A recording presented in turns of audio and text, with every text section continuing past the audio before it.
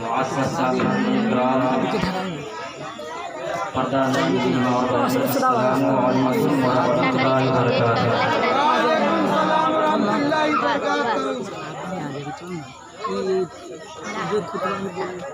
الحمد لله رب العالمين والعاقبة للمتقين والصلاة والسلام على رسوله أرسله إلى الناس كافة بشيرا ونذيرا، أما بعد فأعوذ بالله من الشيطان الرجيم، بسم الله الرحمن الرحيم۔ ریحان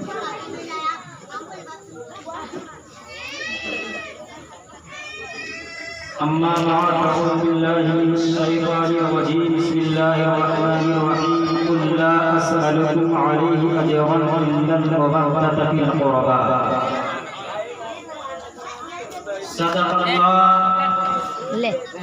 صدق الله مولانا العظيم، وصدق رسوله النبي الأمين المتين المبين المعين الكريم، ونحن على ذلك لمن الشاهدين والشاكرين، والحمد لله رب العالمين، آمين آمين يا رب العالمين، آمين۔ حضرات محترم، آئیے سب سے پہلے گنبد خضرا میں آرام فرمانے والے آقا و مولا حضور احمد مصطفیٰ محمد مصطفیٰ صلی اللہ علیہ وسلم کی دربار گوہر میں درود و سلام کا نذرانہ عقیدت و محبت کی جالسہ سر پیش کیجیے، بڑے بابا سے بلند جھوم جھوم کر۔ اللہم صلی علی سیدنا شفیعنا حبیبنا و مولانا محمد بارک وسلم، صلو علی صلاۃ و سلام علیک یا رسول اللہ صلی اللہ علیہ وسلم۔ حضرات محترم، آپ حضرات جتنے لوگ یہاں پہ تشریف فرما ہیں، آپ کسی اور محفل میں نہیں بلکہ شہدائے کربلا کی محفل میں ہیں، اس لیے یہ محفل پاک میں جب تک آپ بیٹھیں گے آپ کو ثواب ملتا رہے گا، کیونکہ اس محفل پاک میں فرشتے بھی موجود ہیں۔ حضرات محترم، آپ حضرات اٹھک بیٹھک نہ کریں، کیونکہ علماء کرام کی مقدس جماعت اسٹیج پر جلوہ گر ہے، اور ہر ایک آپ سے خطاب اور نعت نبی سب سنائیں گے، آپ حضرات اس سے مستفیض ہوں گے۔ اس لیے میں اپنی گفتگو کو تیزی کے ساتھ پڑھاتا ہوں، پھر ایک مرتبہ اور بلند آواز سے درود پاک پڑھیے، اللہم صلی علی سیدنا شفیعنا حبیبنا مولانا محمد بارک وسلم، یا رسول اللہ صلی اللہ علیہ وسلم۔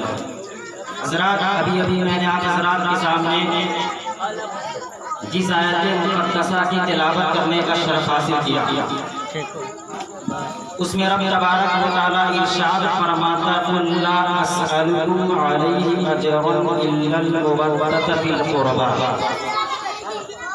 جس کا آسان سلیس ترجمہ یہ ہے، محبوب آپ فرما دیجیے، اے محبوب آپ اعلان کر دیجیے، اے محبوب آپ لوگوں سے بتا دیجیے، اے لوگوں، اے میری امتیوں، میں تم سے اس پر کچھ اجرت طلب نہیں کرتا، الا المودۃ فی القربى، مگر قرابت کی محبت۔ یہ آیت کریمہ اللہ تبارک و تعالی اہل بیت نبوت کی شان و شوکت بیان کرتے ہوئے نازل فرمایا۔ حضرات محترم، آپ نے آیت کریمہ کا ترجمہ سماعت کیا کہ اے محبوب آپ فرما دیجئے میں اس پر کچھ اجرت طلب نہیں کرتا مگر قرابت کی محبت، یعنی اے میری امتیوں میں تم سے کچھ لینے نہیں آیا ہوں، میں تم سے کچھ مانگنے نہیں آیا ہوں، کیونکہ اللہ تبارک و تعالیٰ نے مجھے مالک و مختار بنا کر بھیجا ہے، اور میں میں تجھے دینے آیا ہوں، مگر میری اہل بیت نبوت سے محبت ضرور کرنا، کیونکہ میں اہل بیت نبوت سے محبت کرتا ہوں۔ نبی پاک اپنی امتیوں کو یہ درس دے رہے ہیں، اے میری امتیوں، میری اہل بیت نبوت سے میں محبت کرتا ہوں، اس لیے تم بھی محبت کرنا، میری اہل بیت نبوت سے بغض و حسد مت کرنا۔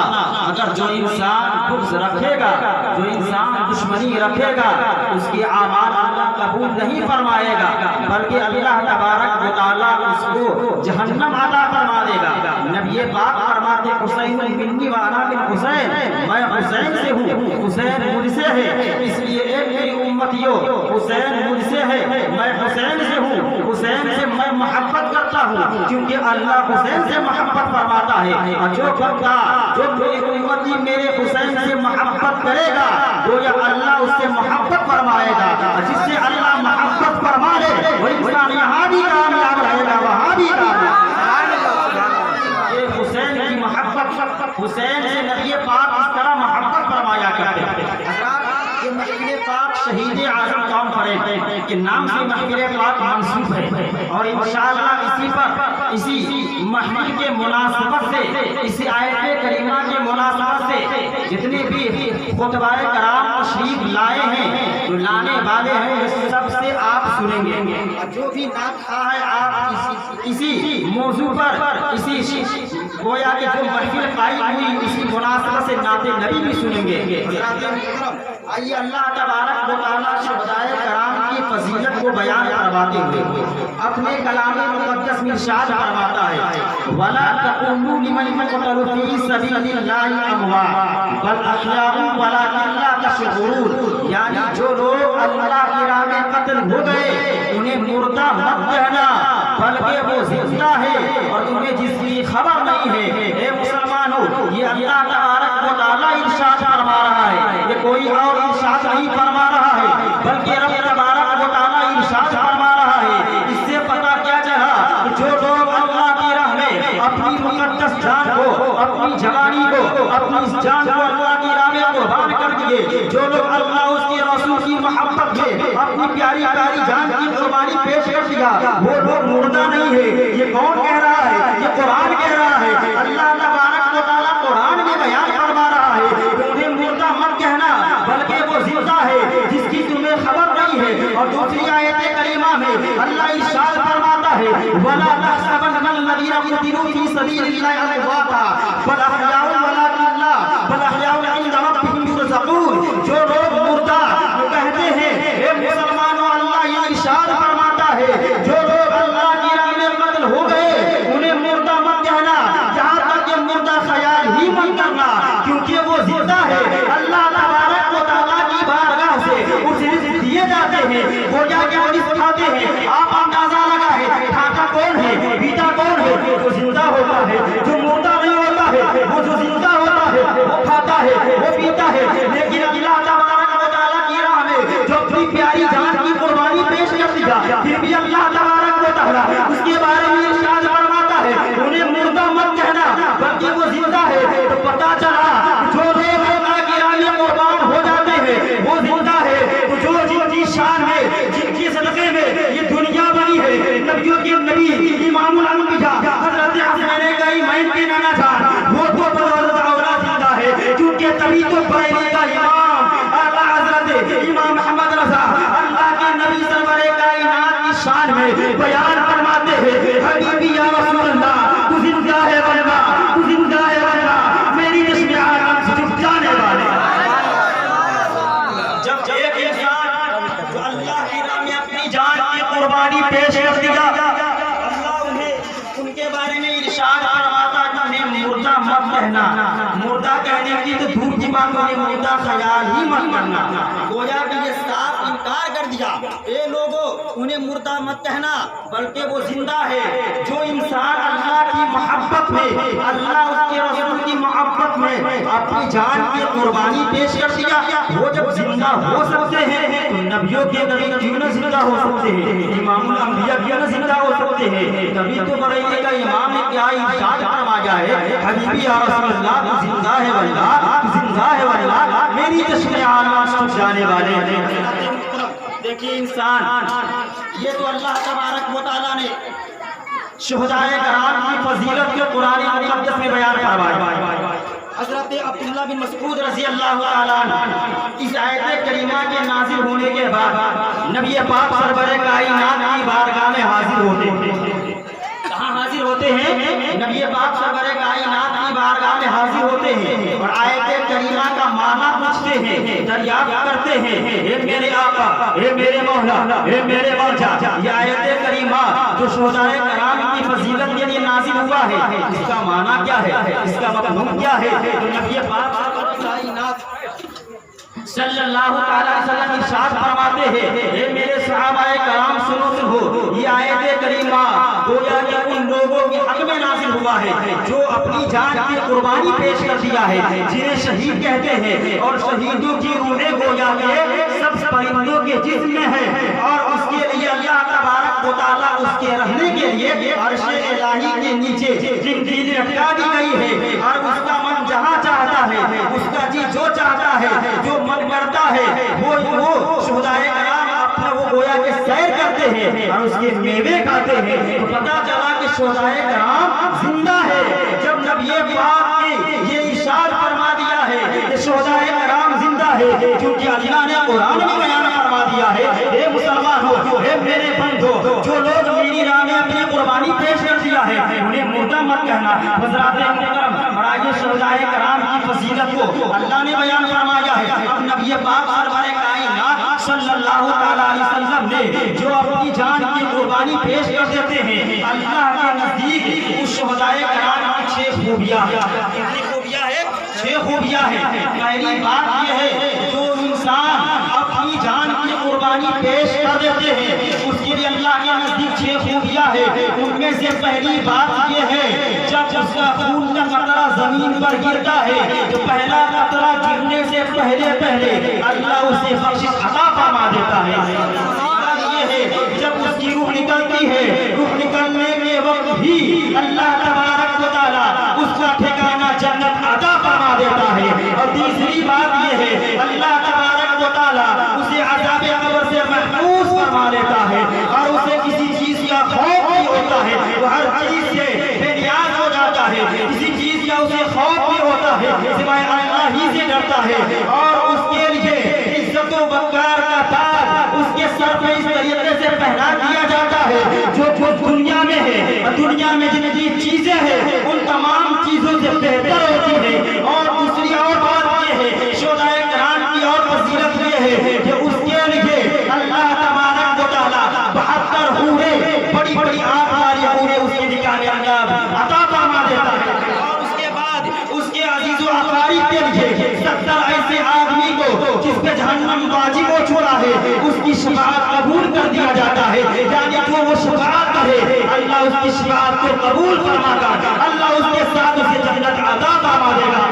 شہدائے کرام کی فضیلت ہے جو لوگ اپنی جان کو اللہ کی محبت میں، اللہ کے نبی کی محبت میں پیش کر دیتے ہیں، اللہ اسے یہ خوبیاں عطا فرماتا ہے، اللہ اسے یہ شان عطا فرماتا ہے۔ تو حضرات محترم، یہ اللہ تبارک و تعالیٰ اپنے جو اپنی بارگاہ میں جو قربانی پیش کر دیتے ہیں اللہ اسے یہ شان عطا فرما دیتا ہے۔ حضرات محترم، یہ محفل پاک حسنین کریمین کے نام سے سجائی رچائی گئی ہے۔ حضرات محترم، آئیے، آپ نے سماعت کیا ہوگا، آپ نے سنا ہوگا کہ جنتی جوڑا، آپ نے سنا ہوگا جنتی جوڑا، یعنی حسنین کریمین کو جنت سے جوڑا آیا ہے۔ آپ نے یہ سال کا گویا کہ ایک بار سنتے ہیں، بار بار سننے کا موقع نہیں ملتا ہے۔ آپ کو یاد دلا دیتا ہوں، گویا کہ ذہن ایسی کرا دیتا ہوں، جنتی جوڑا اسے دیا گیا ہے، حسنین کریمین کو عطا کیا گیا ہے۔ اب کیسے عطا ہوا؟ سنو رمضان کا مہینہ چل رہا تھا۔ کون سا مہینہ چل رہا تھا؟ بولیے، رمضان کا مہینہ چل رہا تھا۔ آپ حضرات سن رہے ہیں نا؟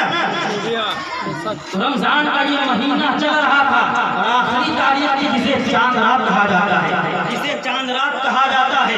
اب حسنین کریمین کا بچپن کا زمانہ ہے، دونوں بھائیوں کا بچپن کا زمانہ ہے۔ حسنین کریمین گویا کہ یہ رمضان کا آخری مہینہ ہے، آخری تاریخ ہے، سارے رمضان کا پورا مہینہ پوری تاریخ نکل گئی ہے، اور جسے چاند رات کے نام سے دنیا جانتی ہے وہ چاند رات آ گئی ہے، جسے کل عید لوگ منائیں گے۔ اب رمضان کا آخری کے پاس آتے ہیں، کہاں آتے ہیں؟ اپنی امی جان کے پاس آتے ہیں اور پریشان کرتے ہیں، اے میری امی جان، اے میری ماں، سنو کل عید کا دن ہے اور میرے لیے نیا کپڑا نہیں ہے، میں کیا کون سا کپڑا پہنوں گا؟ اللہ اکبر! یہ کون کہہ رہے ہیں؟ یہ حسنین کریمین کہہ رہے ہیں، اپنی امی جان سے کہہ رہے ہیں اور ماں سے کہتے ہیں، اے میری ماں، کل تو عید کا دن ہے، لوگ نئے نئے کپڑے پہن کر عیدگاہ کی طرف جائیں گے۔ جس طریقے سے ہم لوگوں کا بچہ نئے نئے کپڑے پہن کر عید کی طرف جاتے ہیں، ہم لوگ خود نئے نئے کپڑے پہن کر عید کے لیے نماز کے لیے جاتے ہیں، اسی طریقے سے امام حسن امام حسین کا بچپن کا زمانہ ہے، وہ کھیلتے کھیلتے اپنی ماں کے پاس پہنچتے ہیں اور ماں سے کہتے ہیں، اے میری ماں، اے میری امی جان، یہ تو کل عید کا دن ہے، سارے بچے نئے نئے کپڑے پہنیں گے، میں کون سا کپڑا پہنوں گا؟ اگر میں پرانا کپڑا پہنوں گا تو لوگ میرا مذاق کہیں نہ بنا دیں، لوگ میرے بارے میں مذاق کرنا شروع کر دیں گے اور کہیں گے ایسے تو شہنشاہ دو عالم کے نواسے ہیں، ایسے تو پیغمبر اسلام کے نواسے ہیں، ایسے تو مالک المختار کے نواسے ہیں، اور جس پر پرانا کپڑا ہے، اللہ اکبر! لوگ وہی میرے چھوٹے چھوٹے بچے میرا کہیں مذاق نہ بنانا شروع کر دیں گے۔ اے میری ماں، تو نے کپڑا نہیں دیا ہے، تو نے کپڑا نہیں سلایا ہے، گویا پوری تاریخ نکل گئی ہے، پورا رمضان نکل گیا ہے، اب میں کل کون سا کپڑا پہنوں گا؟ اللہ اکبر! حضرت فاطمہ الزہرا کی ذات ہے، وہ کون فاطمہ ہے؟ وہ نبیوں کی نبی ہے، امام الانبیاء کی بیٹی ہے، امام الانبیاء کی پیاری پیاری بیٹی ہے۔ حضرت فاطمہ الزہرا کے پاس آیا آپ کا لڑکا، یہ فریاد کر رہا ہے، اے میری ماں، کل کون سا کپڑا پہنوں گا؟ اب ماں سارا کام سے فارغ ہو جاتی ہے، گھر کے جتنے کام ہوتے ہیں سارے کام سے فارغ ہونے کے بعد ماں مسلسلہ بچھاتی ہے اور مسلسلہ بچھانے کے بعد رب کریم کی بارگاہ میں 2 رکعت نماز پڑھتی ہے، نماز پڑھنے کے بعد اللہ کی بارگاہ میں اپنے دونوں ہاتھوں کو بلند کرتی ہے، رب کریم کی بارگاہ میں اپنے ہاتھوں کو اٹھاتی ہے، رب کریم کی بارگاہ میں دعا مانگتی ہے، اے بابا پروردگار، تیرے نبی کا نواسا مجھ سے کپڑا کا مطالبہ کر رہا ہے، اے میرے بابا پروردگار، میں نیا کپڑا کہاں سے لاؤں گی؟ اے میرے مالک و مولا، تیرے نبی کے نواسا یہ مجھ سے نیا کپڑا مانگ رہا ہے، میں تیرے نبی کے نواسے کو نیا کپڑا کہاں سے لاؤں گی؟ اس لیے میرے مالک و مولا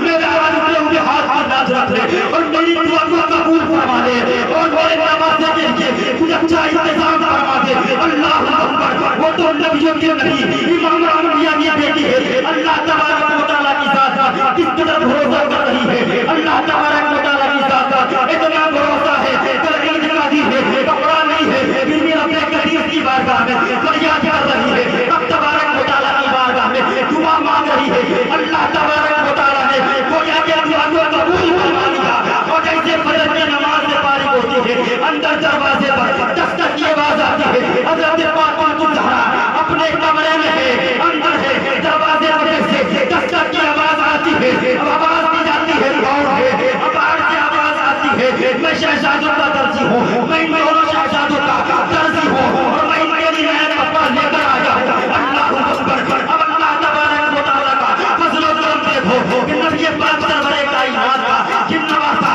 کیسے نیا کپڑا نہیں پہن سکتے ہیں، کیسے اچھا کپڑا نہیں پہن سکتے ہیں، کیونکہ نبی پاک کو مالک المختار ہے اور اللہ تبارک و تعالیٰ کو یہ منظور نہ ہوا، اس لیے اب تبارک و تعالیٰ ہے گویا یہ کپڑا بھیج دیا ہے، جیسے دروازہ کھولا گیا دروازہ پہ نیا نیا کپڑا پاتی ہے اور نبی پاک سرور کائنات تشریف لاتے ہیں، نبی پاک سرور کائنات فرماتے ہیں، میری پیاری پیاری بیٹی، کیا تمہیں پتا ہے یہ نیا کپڑا کس نے دیا ہے؟ کیا تمہیں معلوم ہے کپڑا دینے والا کون سا تھا اور کیا کہہ رہا تھا؟ حضرت فاطمہ الزہرا کی ذات ہے، حضرت فاطمہ الزہرا کہتی ہے، اے میرے بابا جان، اے میرے نبیوں کے نبی، مجھے کچھ بھی پتا نہیں ہے کپڑا دینے والا شخص کون تھا؟ یہ کہہ رہے تھے میں شہزادوں کا تو درزی ہوں، اب کپڑا دے کر چلے گئے ہیں، اب نبیوں کے نبی فرماتے ہیں، اے میری بیٹی سنو، یہ کپڑا دینے والا کوئی اور نہیں تھا بلکہ سید الملائکہ تھے، اللہ تبارک و تعالیٰ کو جب منظور نہ ہوا اس لیے چیزیں جو اللہ کی بارگاہ میں تو نے دعا مانگی تھی اللہ نے تیری دعا کو قبول فرما لیا ہے،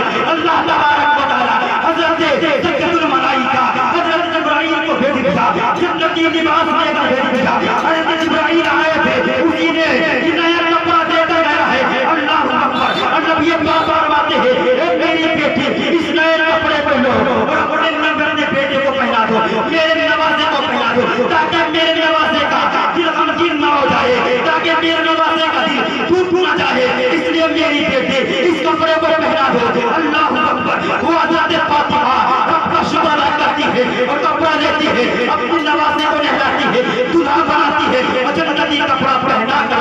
طرف بھیج دیجیے۔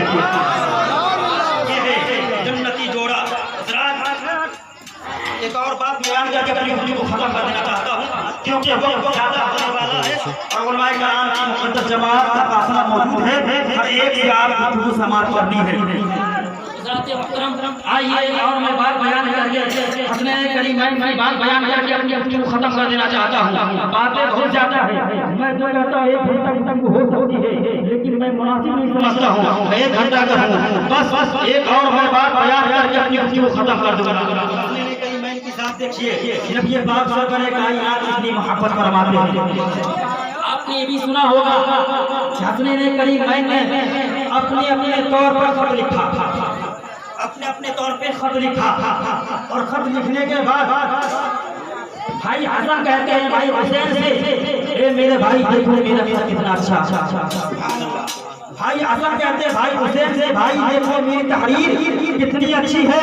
بھائی حسین کہتے ہیں نہیں نہیں میری تحریر اچھی ہے، میرا خط اچھا ہے۔ گویا کہ ایک دوسرے سے بحث کر رہے ہیں۔ حسن کہتا ہے بھائی میرا خط اچھا ہے، حسین کہتا ہے بھائی میرا خط اچھا ہے۔ اب فیصلہ نہیں ہو رہا ہے، بھائی بھائی ہے، بچپن کا زمانہ ہے، بھائی تجھے ایک دوسرے کی اب آپ کو چاہتا ہے کہ میں زیادہ اچھا رہوں، اس لیے ایک بھائی کہہ رہا ہے میرا خط اچھا ہے، ایک بھائی کہہ رہا ہے نہیں میرا خط اچھا ہے۔ اب دونوں بھائی بحث کرنے لگے، آپ کہنے لگے چلو اس فیصلے کو کرانے کے لیے چلو اپنے نانا جان کے پاس چلتے ہیں، نانا جان جو فیصلہ کر دیں گے اسی پر بات کو ماننا پڑے گا، جس کے بارے میں کہہ دیں گے اسی کو بات اس کی بات میں راضی ہونا پڑے گا۔ حسن حسین کی ذات ہے، حسن حسین دونوں بچپن کا زمانہ ہے، دونوں کہتے ہیں ٹھیک ہے چلو نانا جان کے پاس چلتے ہیں، نانا جان جو فیصلہ کر دیں گے اسی فیصلے پر ہم لوگوں کو بات کو مان لینا ہے۔ اب دونوں بھائی اس خط کو لے کر نبی پاک کی بارگاہ میں جاتے ہیں۔ نبی پاک سرور کائنات کی بارگاہ میں جانے کے بعد کیا کہتے ہیں اے میرے نانا جان میرا خط دیکھیے، میں خط لے کر آیا ہوں، میری تحریر دیکھیے آخر یہ تحریر کتنی اچھی ہوئے، میرا خط اچھا ہے یا بھائی حسین کا خط اچھا ہے۔ نبی پاک یہ دیکھ کر سوچنے لگتے ہیں آخر میں کیا کہوں، خط تو دونوں کا اچھا ہے، اگر یہ نبی پاک کے لیے خیال آ گیا اگر میں یہ کہہ دوں حسن تمہارا خط اچھا ہے بھائی حسین کو تکلیف ہو جائے گی، اگر میں یہ کہوں حسین تمہارا خط اچھا ہے بھائی حسن کو تکلیف ہو جائے گی۔ اب میں نبی پاک یہ سوچ رہے ہیں آخر میں کس کے بارے میں فیصلہ کروں، اس لیے نبی پاک نے فرما دیا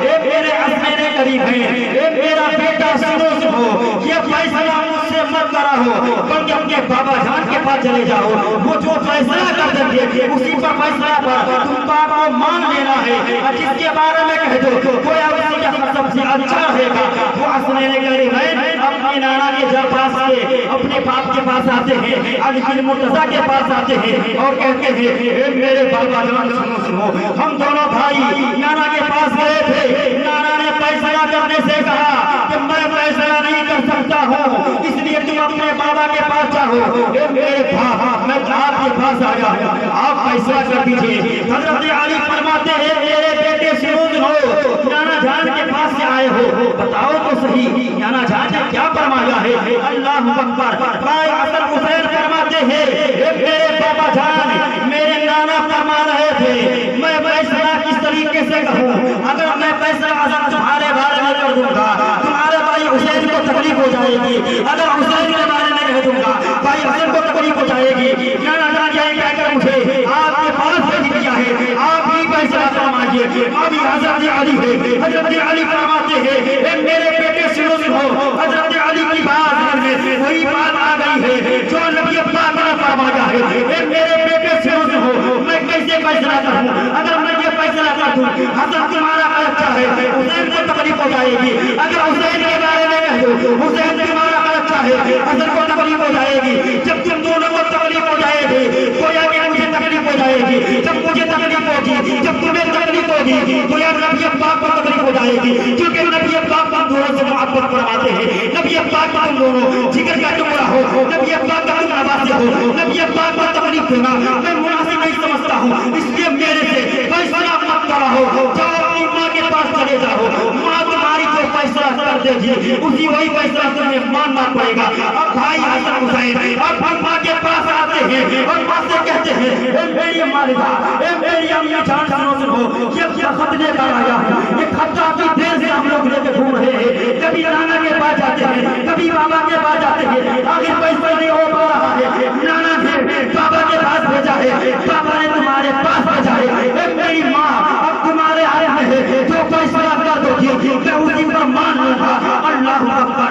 اب حضرت فاطمہ کی سارا کی ساتھ ہے، حضرت فاطمہ کے ذہن میں وہی بات آ جاتی ہے جس کے بارے میں فیصلہ کروں۔ حضرت فاطمہ کہتی ہے اے میرے بیٹے سنو، اے حضرت قیوم سنو، میرے پاس 7 موتی ہے، میں موتی کو ہوا میں اچھالوں گی اور 3 موتی جس کے تختہ پہ گر جائے، 4 موتی جس کے تختہ پہ گر جائے، گویا جس کے تختہ پہ جس کے خط پہ 4 موتی کی جائے گی، سمجھ لینا اسی سب سے اچھا ہے، جس کے خط پہ 3 موتی کی جائے گی، سمجھ لینا اس کا خط اس سے کم اچھا ہے۔ اللہ اکبر۔ اب اللہ تبارک و تعالیٰ کی شان دیکھو، اللہ کا فضل دیکھو، حضرت فاطمہ کی بات پہ دونوں بیٹا لبیک کہتے ہوئے قبول کرتے ہیں اور فرماتے ہیں اے میری ماں آپ کا فیصلہ مجھے منظور ہے، آپ کا موتیوں کو ہوا میں اچھالیے۔ حضرت فاطمہ 7 موتی کو ہوا میں اچھالتی ہے، لیکن خدا کو منظور نہ تھا کہ 7 موتی میں سے 4 موتی کس پر گرے، 3 موتی کس پر گرے، یہ خدا کو منظور نہ ہوا۔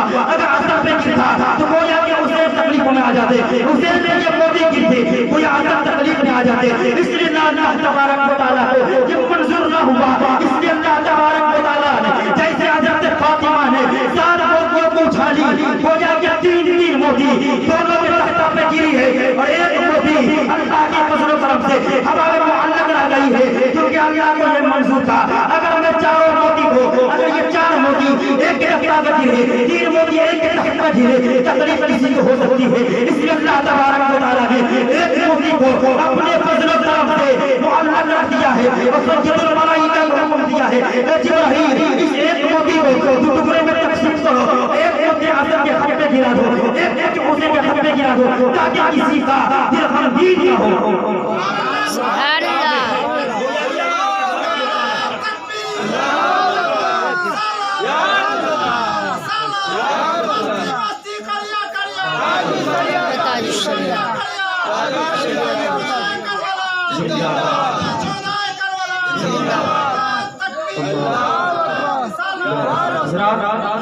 وقت کی قلت ناممکن ہے، اس لیے میں نے کہا ایک بات میں بیان کر کے گفتگو ختم کروں، اس لیے میں اپنے گفتگو کو یہیں پر ختم کر رہا ہوں۔